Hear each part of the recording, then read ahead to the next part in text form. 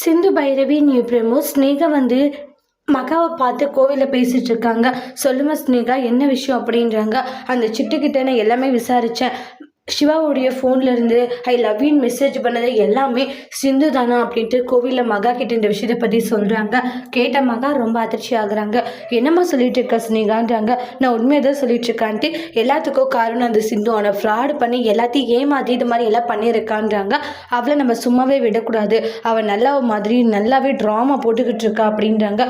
இந்த அளவுக்கு பண்ணிட்டு இருக்கானா, என் பையனவே அந்த அளவுக்கு அவள் கஷ்டப்படுத்திட்டால, நம்ம யாருன்றதை அவளுக்கு காமிச்சு ஆகணுன்றாங்க. கண்டிப்பாக நம்ம காமிக்கணும், அவளை அப்படியே விடக்கூடாது அப்படின்ட்டு சொல்லி பிளான் பண்ணிக்கிட்டு இருக்காங்க.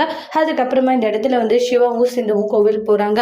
என்னாச்சு சிந்துவும் சிவா கேட்கவும் என்னை மன்னிச்சிடுறாங்கன்றாங்க. அவ்வளோதான், நம்மளோட விஷயம் ஒட்டுமொத்தமாக ஊருக்கு உலகத்துக்கு எல்லாத்துக்கும் தெரிய போகுதுன்றாங்க. நீ தான் என் கழுத்தில் கட்டாயப்படுத்தி தாலி காட்டினு எல்லாம் நினச்சிட்டு இருந்தாங்க.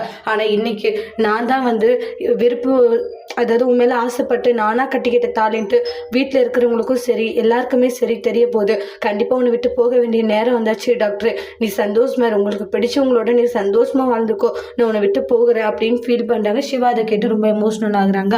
அடுத்து வரக்கூடிய பிரமோல என்ன நடக்க போகுதுன்னு வெயிட் பண்ணி பார்க்கலாம். தேங்க்யூ.